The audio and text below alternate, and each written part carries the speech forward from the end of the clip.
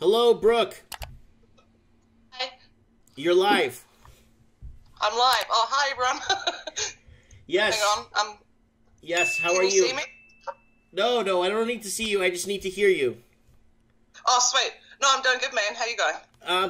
I'm doing fantastic. We need a little bit of boots on the ground there in New Zealand to tell us what is happening. With because tonight is housing crisis night, Wednesday nights, and we really need to know what's happening with the affordability levels in your country. I know of people being put up in hotels for endless time. I know of people being sleeping in cars, people sleeping rough. I've even read articles on my channel with 40 people sleeping to a house, 40 people in a house.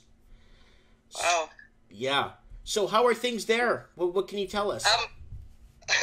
Well, that's pretty accurate, the information you've got already.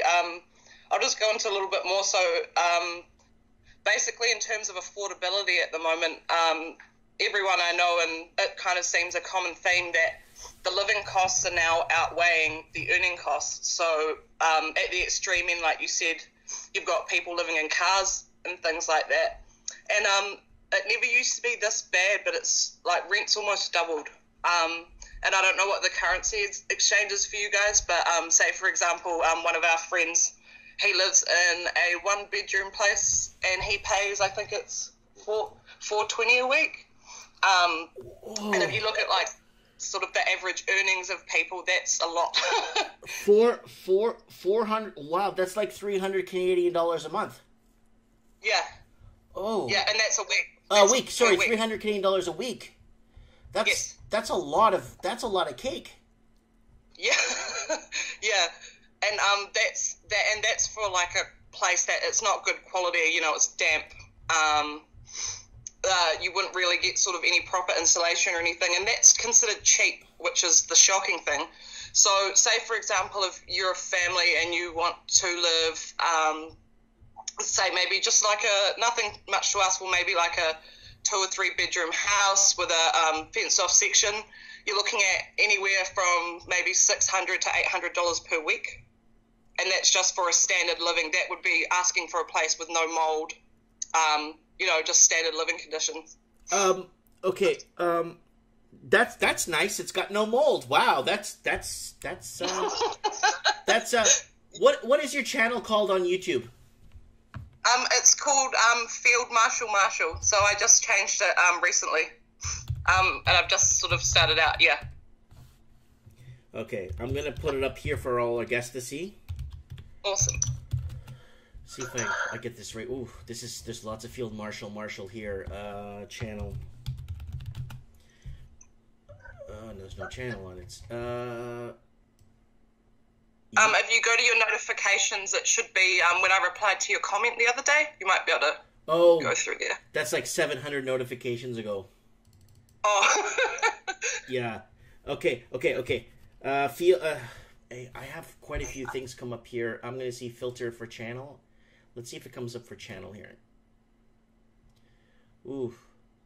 Field Marshal Hayes, Gary Models. There's so much Field Marshal. Put it in our comments there in our live chat there. Just lower the volume. Yeah, if you don't mind throwing it right now in the comments, and I'll bring it up. So everybody can see. Yeah, don't be sorry. Just take your time. I caught you off guard. That's usually how I like to catch my people. I don't want people. There's nothing to prepare for, especially if you have something that you need to say. There's nothing to prepare. You just have to tell it what it is. You know what I'm saying? Yeah. And that's the real way of getting people. Okay, so that's the luxury of not having mold, eh? $600 a week. Yeah, and that's in some cases, ourselves included. In the last place we moved into, when we went to be shown through, the landlord made an emphasis on saying how they had new pilings, new foundations, new insulation, and then when we went to move out of the flat, it got passed into a different ownership, and the lady actually ripped the walls out as we were moving out, and there was black mold throughout the whole house. But so, that affects your well-being. That affects. That could shave 10, 15 years off your life easily.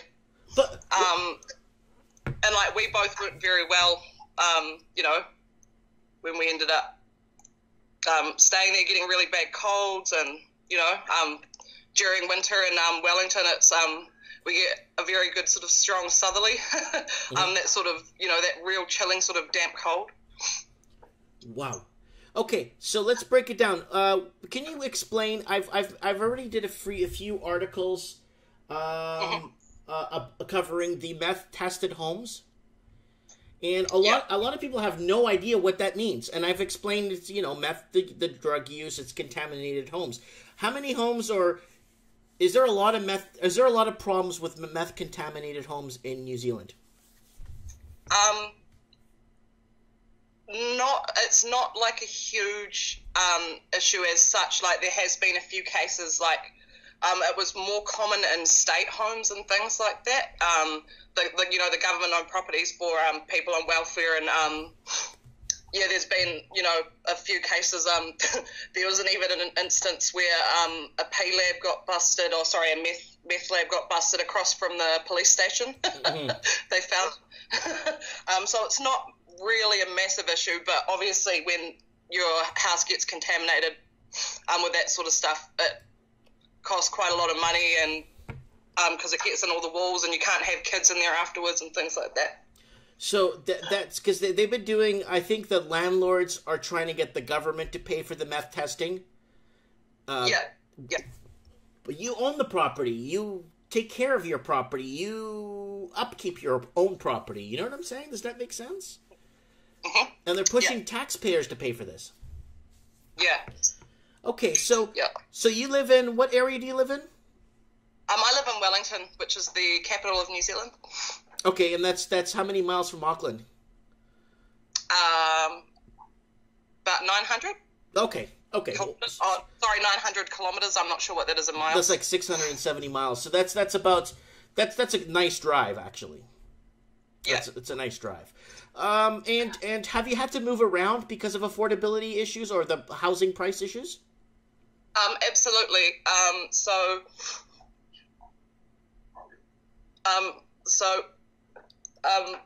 Sorry, 1 second. See you later.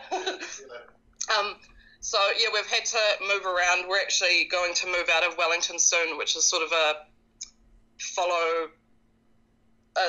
trend that's happening at the moment. So, to give you an example, one of my friends' sister and brother-in-law, they're both in high-paying jobs. So one of them's a doctor and the other one's a lawyer, and they had to move out of Wellington City,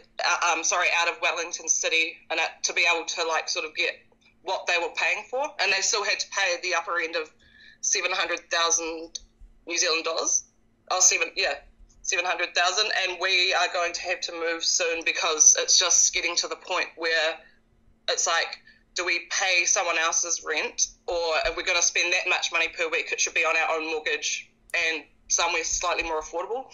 Like, so for example, if we bought a house in Wellington at the moment, I think I mentioned to you before when we were talking, you're looking at sort of 600,000 plus, and that's at like the lower crappier end, and we're going to move away up to a place called Wanganui, and for the same place for a 4-bedroom is 210 New Zealand dollars. So there's a big difference there depending on where you are in the country.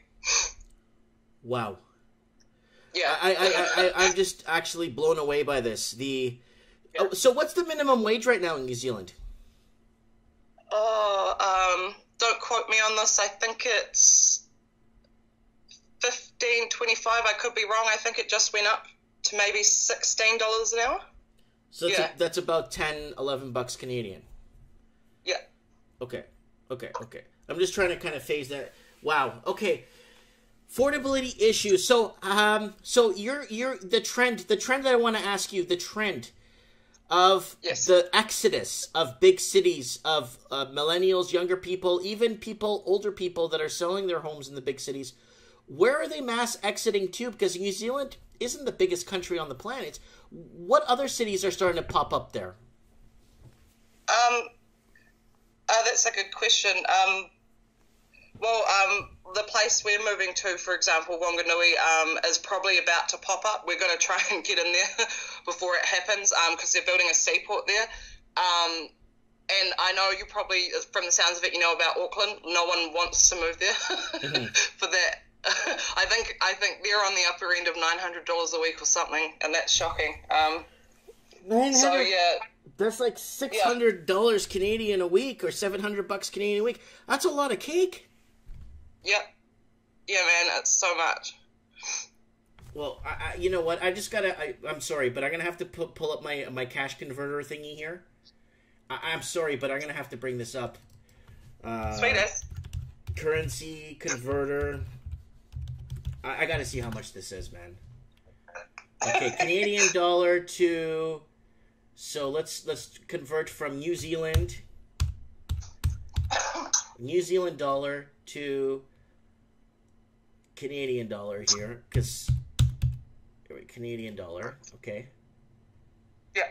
So 1 New Zealand dollars buys 84 cents Canadian. So what are we looking at here? You said like $900 New Zealand dollars? Yes. Holy crap, that's $753 Canadian. A week. Yeah. A week. Net. And that's not even including, auto expenses, power, anything like that. That's just the rent itself. Okay, let me pull out my trusty calculator here. So this is how we do it. We do 7. So that's 753.05 Canadian times 52 weeks in a year divided by 12 months. Yeah. Equals $3,200 Canadian a month.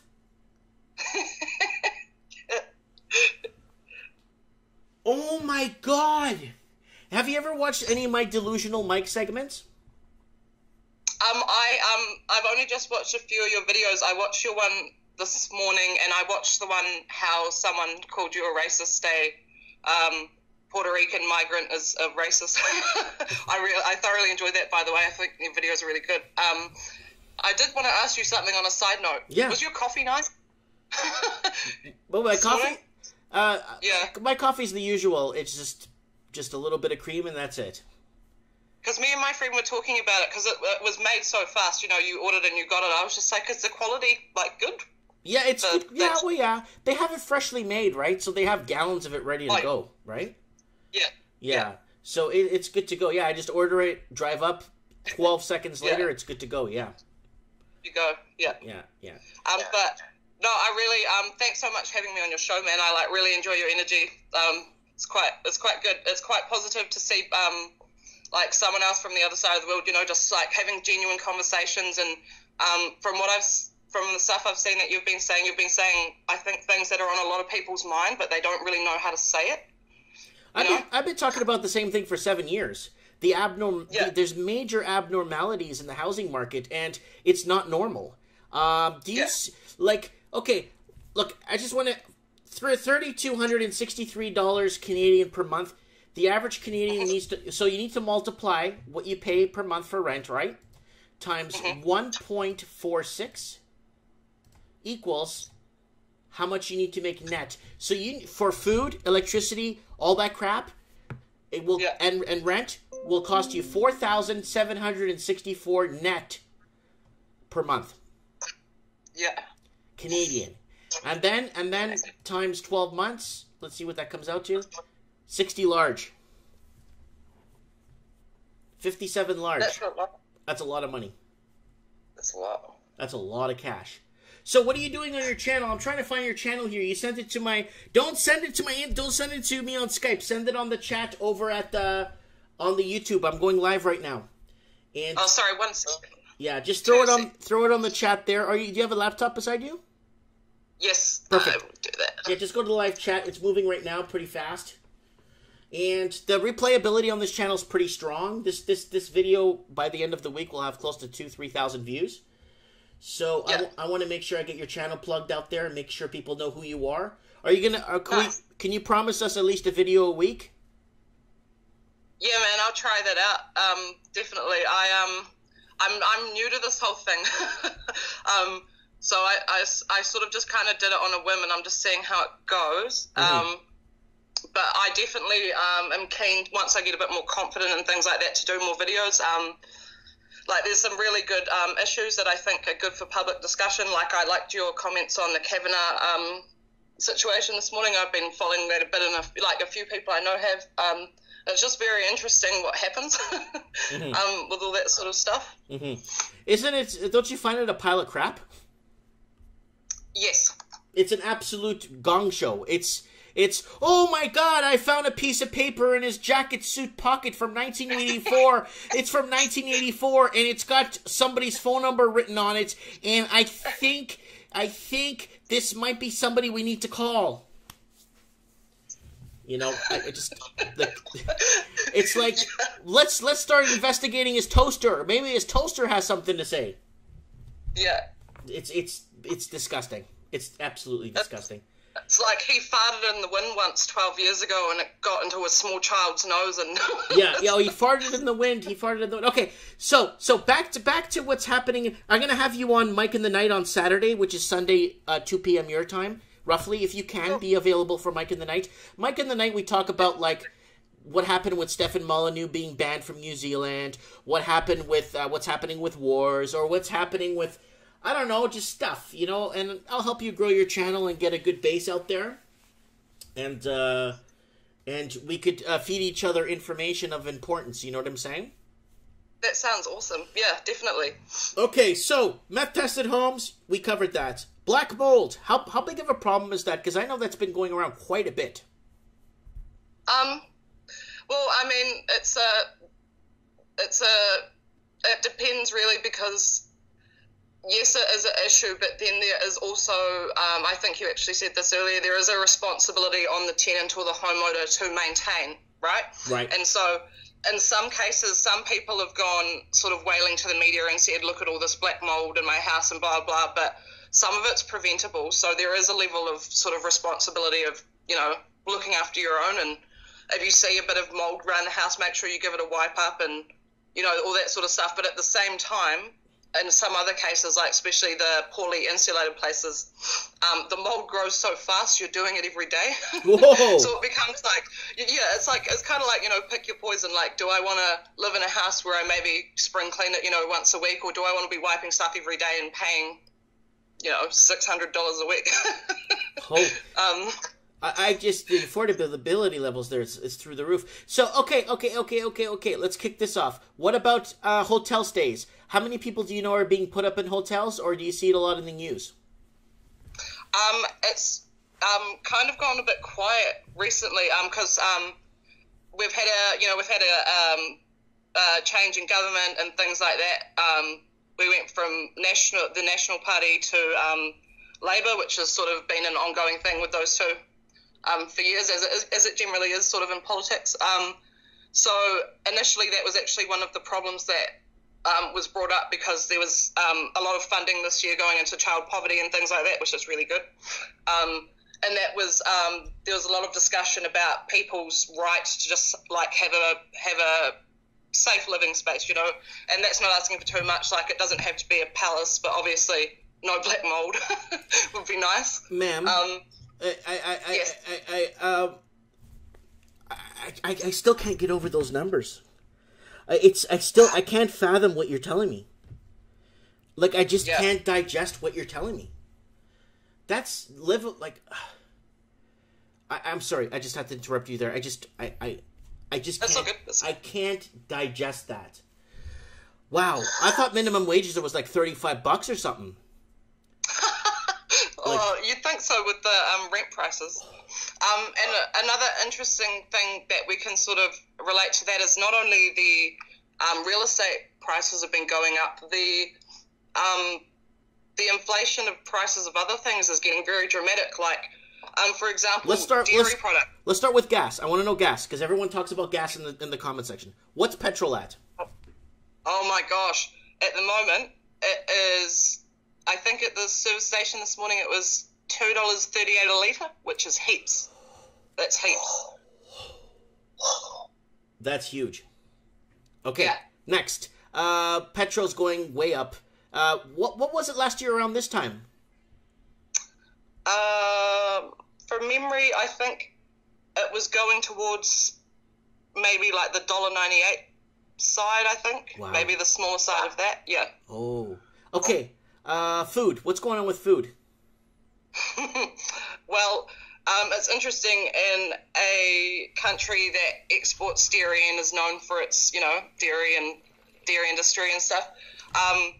We're paying massive prices on dairy products. So I'll give you a good example. So say last year, a block of butter was, I think it was $2.90, maybe $3.30, anywhere sort of varying from around to there. And now, I went to the supermarket the other day and it was $8.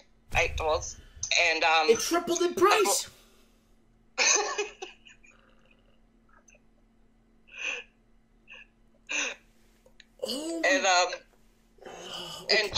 And cheese went from something like $5 to 14. 14 pesos or dollars? Dollars. Holy Christ! You should go next time you pay for your stuff when you're in the lineup, and the lady says, "Okay, that's $246.99." You're gonna say, "What? What 246? What, pesos?" You should tell her, "Is that pesos?" Holy smokes! Okay, so what is happening with we got petrol, we got food. What about water and what about hydro? Water. Do you guys pay water there, or is it you just get water? No, we just I believe that comes out of our utilities tax, so we don't have to pay extra for water. In some places in the country you do, but it just depends. I'm not quite clear on that, sorry. No problem. No problem. Something I just thought I'd highlight, of just going back to the housing quickly. Yeah, no problem. So some properties in New Zealand are on something called a leasehold. And so what that means is that the lease for the land is owned by a third party. Sometimes it's government, sometimes it's company, sometimes it's private. And what that means is when you buy a house in that part of the country, you pay for the house, but you don't own the land. So even if you're paying a mortgage, you still have to pay a lease. And that never used to be too bad because, depending on the area of the country, that might work out for the community, or it might be native land or something like that. So that's fine. But the issue is that it inflated, I think it was by 16,000%. So it went from one woman, this is on top of her mortgage. She was already paying a mortgage. The land lease used to be $306 a year, and then because of the inflation, it went up to $5,000 a year. Jesus wept. $5,000 a year from $300 a year. Yeah. Wow. I'm just having a really just a really tough time digesting some of this because it's the expense is always passed on to the consumer, right? Yeah. So. I mean, dairy goes up, or dairy tariffs, or whatever. Let me ask you something. Are you having a bit of turbulence there from Donald Trump or not?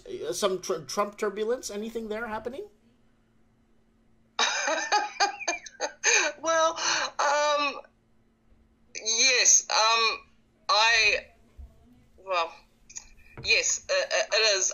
It's the shift that's sort of happened over there with you guys is sort of transferred over. Most people sort of in New Zealand that I've spoken to anyway don't really buy so much into the sort of media back and forth that happens. That's a bunch of garbage. Yeah, and for me, in all honesty, when he first got elected, because I used to be really, really left-leaning, probably about 2 years ago. And when he got elected, I was the same as everyone else. I was like, no, not Trump, blah, blah, blah, and did all that stuff. But the following last sort of year, I decided to pay attention to what he's doing as opposed to what he's saying. Exactly. Because, he's there and he's been a businessman and he's got all that. And, yes, he's a bit eccentric and some people don't like him and that's fine. But if you look what he's done, sort of especially in the last sort of 6 months, it's like, oh, okay. And then you see how the media sort of goes for him. Yeah, my favorite is can I tell you my favorite? Yeah. Oh, all this success in America now is because of the Obama administration it's catching up. Woo! Yeah, I love it. I think I actually watched. I think it was either Steven Crowder or Ben Shapiro or someone. They did an analysis on that. It was quite funny. They did. So they actually did a full analysis over the time that Trump's been in administration versus Obama and the trends, and they did it long term and blah, blah. It was quite enjoyable. It was interesting. It makes you think. You know where they pull this stuff from, but 97% of CNN and MSNBC is just Trump bashing. It's just Trump bashing, right? And I can't handle that anymore. It's, you know, and you want to know a secret? A lot of people don't know. I actually met Donald Trump 2 times. Oh yeah. Yeah, I used to go to his housing seminars before he started The Apprentice down in West Palm Beach, and I went to one of his power broker selling and seminars in Fort Lauderdale. And, you know, he told me one little piece of advice that makes a lot of sense, and I'm going to tell you this today, okay? Yeah. Some of the best deals that you do in your life are the ones you never do at all. Yeah. Do you know what that means? Do you know what he's referring to? Someone, go ahead, tell me. Oh, well, just from what you told me, then my interpretation of that is kind of like, well, sometimes things are better left untouched, I guess. Yes. You know, because I remember his head ringing in my head when I was going to buy a house in Vancouver. I saved a pile of money to put down, and his head, that saying he told us kept ringing in my head. I don't want to do this deal. I think it's best I don't do this deal. And I didn't, thank God. I left the city, moved to a small town, bought a 10-bedroom house for $260,000. Nice. And the same house in Vancouver would have cost me probably close to $2 million. So you see the difference in price there, right? Yeah. So anyways, I wanted to ask. Okay, let's ask. I still don't have your. You didn't send me the link. Yeah, I'm trying. I'm trying to do it. The pressure is enough. I'm just. Oops, I'm just doing it now. Where is it? Because I keep putting it in your chat, and it keeps saying it's a I can't put it in because it's a web address. Hang on. Oh no! Just type something in my comments. Yeah. Just type something in my comments there, and then I'm gonna open your channel from the link there. I'll create a link. Okay. Yeah, just go ahead and open it. Just write hi, Mike, or. Just type something in my comments there, and then. Oh, I could hear myself. Lower the volume. Woo! Sorry, but scary. Here we go. Hey, Mike.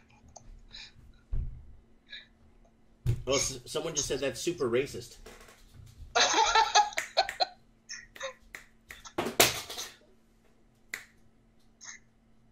There you go. Is that you? There you go. Field Marshal.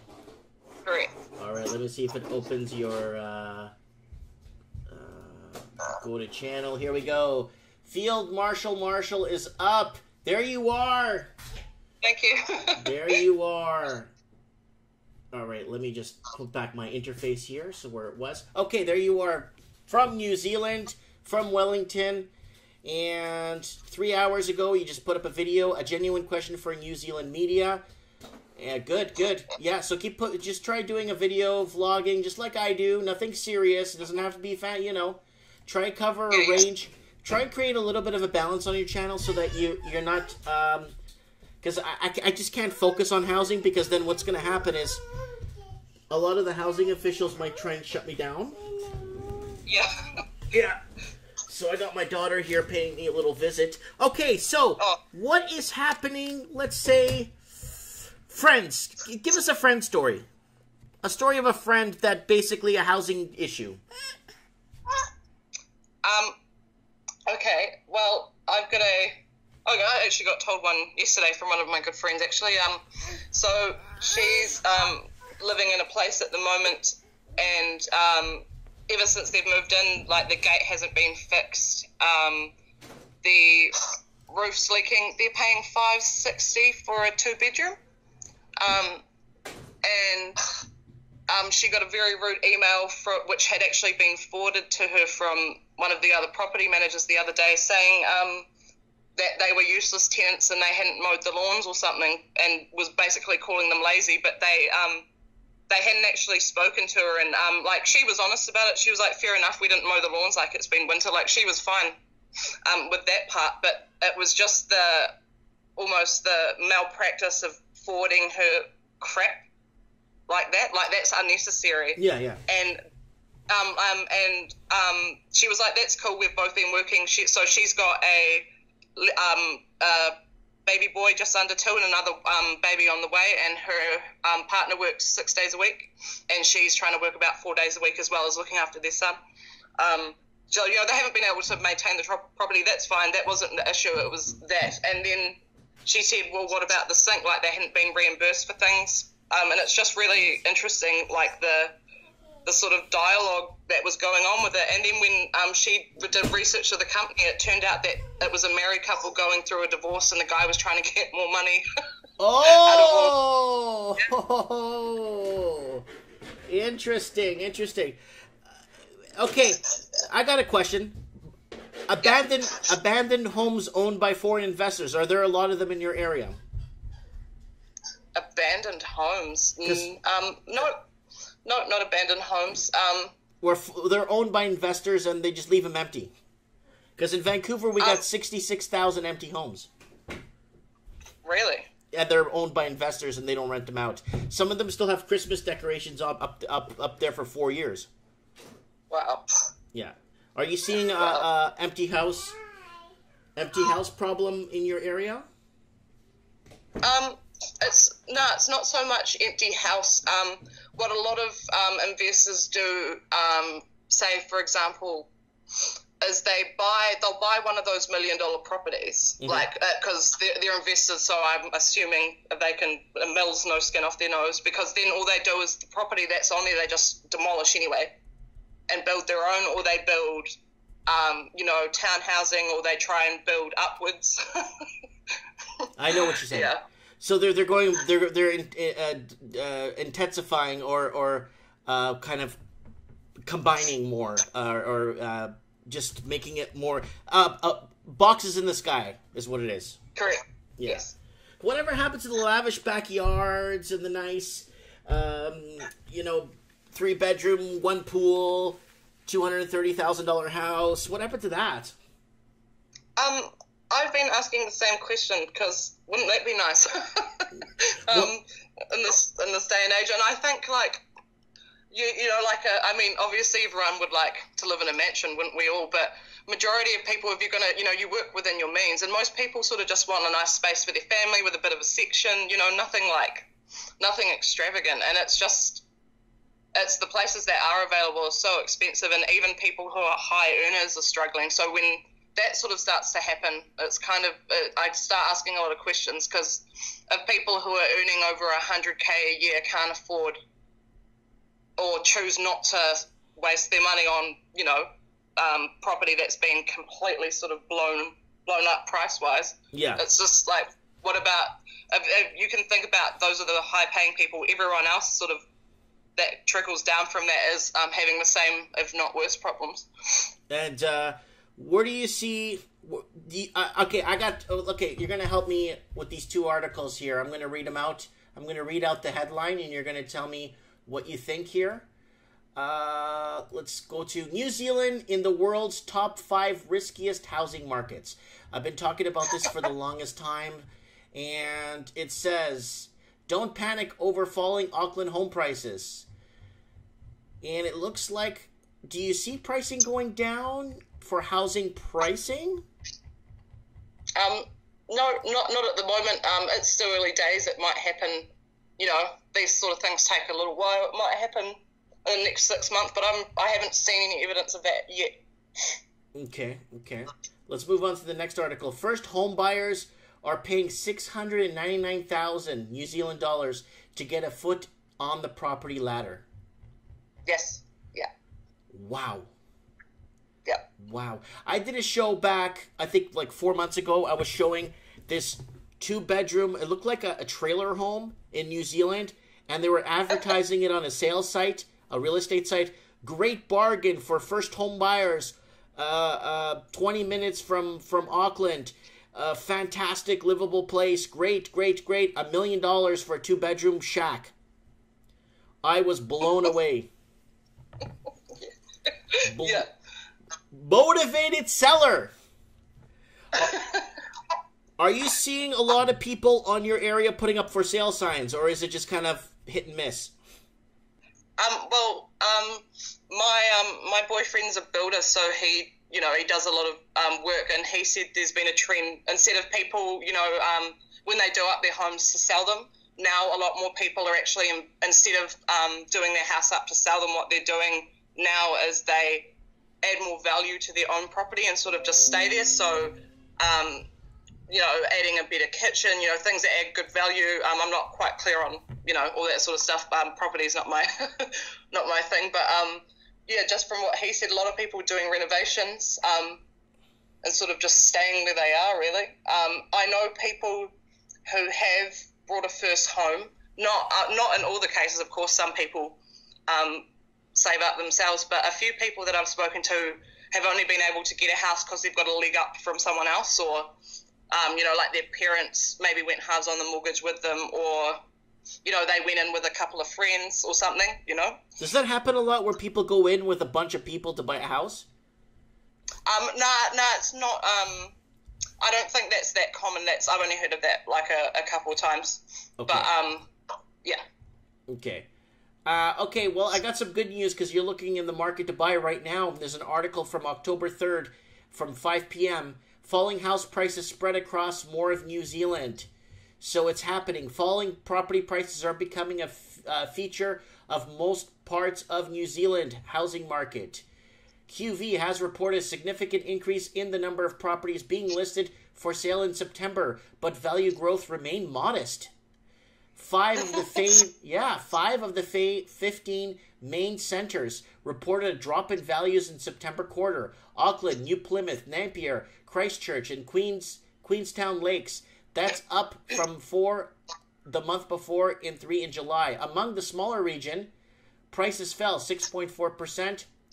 I can't even read that, and I can't even read that city. Otohanga? Otrahanga? Otorohanga?